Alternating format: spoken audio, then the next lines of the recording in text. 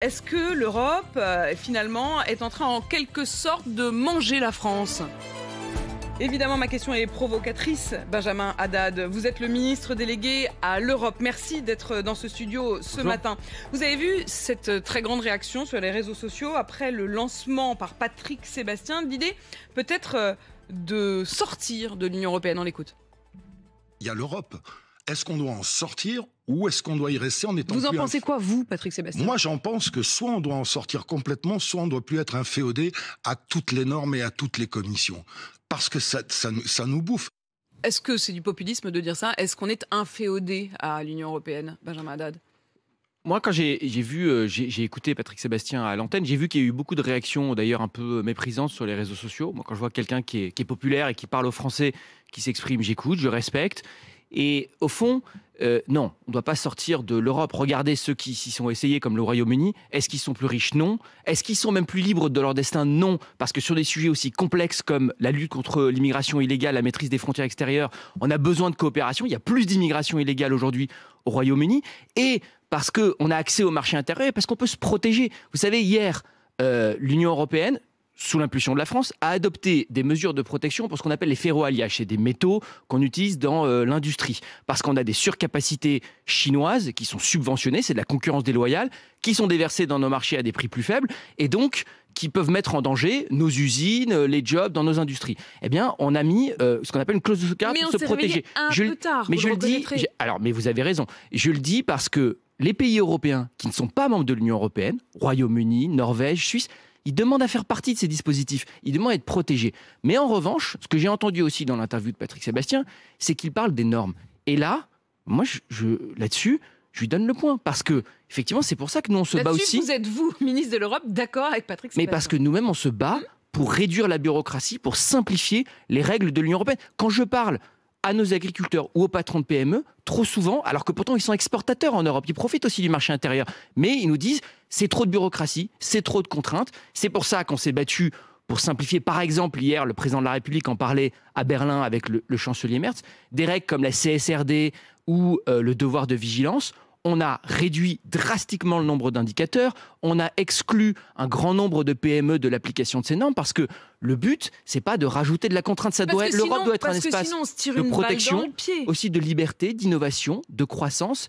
Et non mais pas est-ce que c'est vraiment de encore un espace de liberté ? Si je vous pose la question, c'est que par exemple l'industrie automobile française, qui est en très très grande difficulté, elle dit certes, on est menacé par les voitures chinoises, mais on est d'abord menacé par les normes de l'Union européenne. Ils disent que c'est aussi les très lourdes contraintes imposées par Bruxelles qui, en quelque sorte, on fait le jeu de la Chine qui a profité de nos failles. Non, mais sur l'automobile, par exemple, c'est un bon exemple. On s'est doté d'objectifs qui est la fin de vente de véhicules thermiques neufs d'ici 2035. Ça, c'est dans notre intérêt. C'est dans notre intérêt pour réduire aussi...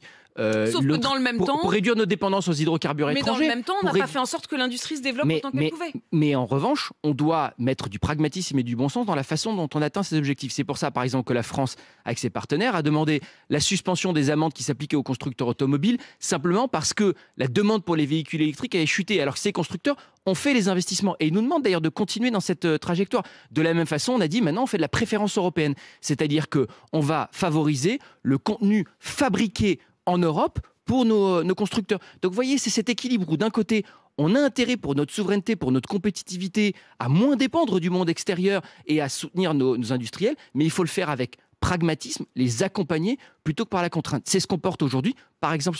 Mais ceux qui voudraient sortir de ça, quand Jordan Bardella dit il faut sortir du Green Deal, il faut remettre en cause l'horizon 2035, mais fondamentalement, qu'est-ce qu'il nous dit ? Il nous dit il faut se remettre à importer du gaz et du pétrole russe. Il faut se remettre dans la main d'acteurs extérieurs qui sont souvent des prédateurs, qui ont utilisé aussi ces relations comme des leviers d'influence, comme des moyens de pression géopolitique. Et ça, on ne le souhaite pas. Benjamin Haddad, il y a une question aussi qui est la question de notre contribution à l'Union européenne. Est-ce qu'on paye trop ? C'est quand même la question que certains se posent. Vous disiez le RN, Patrick Sébastien s'en est fait d'ailleurs en quelque sorte de ce point de vue-là un peu le porte-parole. 2026, j'ai regardé les chiffres, c'est 28,8 milliards d'euros qu'on est censé donner à l'Union européenne.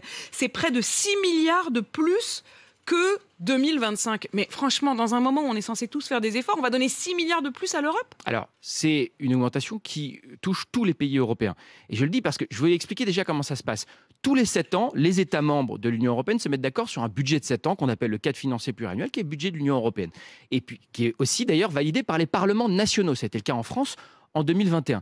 Et tous les ans, on en 2021, on ne savait peut-être pas qu'on aurait tant d'efforts à faire ces années-ci. Oui, mais alors c'est intéressant ce que vous dites, parce que en fait, tous les ans, on envoie une contribution. Il y a des moments où elle diminue, il y a des moments où elle augmente. Là, on est en fin de cycle et donc on a un rattrapage sur, par exemple, les fonds de cohésion qui fait que ça augmente pour un certain nombre de pays européens. C'était une trajectoire qui était prévisible.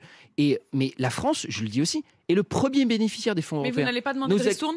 Alors, nos agriculteurs, c'est 9,5 milliards d'euros dans la politique agricole commune par an. Nos territoires, la cohésion, mais c'est aussi l'accès au marché intérieur.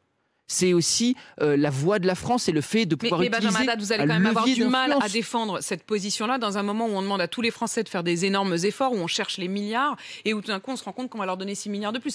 Est-ce qu'au moment où on se parle, Benjamin Haddad, vous êtes en train de tenter un bras de fer pour avoir une ristourne ? Mais alors, attendez, la ristourne, ce qu'on appelle le rabais, l'Allemagne en a obtenu. Alors, mais ça n'arrive que lorsqu'on négocie tous les 7 ans le cadre financier pluriannuel. Oui, j'espère que vous négociez et tous les pays s'acquittent de leur contribution. Même la Hongrie de Viktor Orban n'a jamais remis en question sa contribution tous les ans. C'est un engagement, c'est la voix de la France. Mais en revanche, on se bat pour nos intérêts.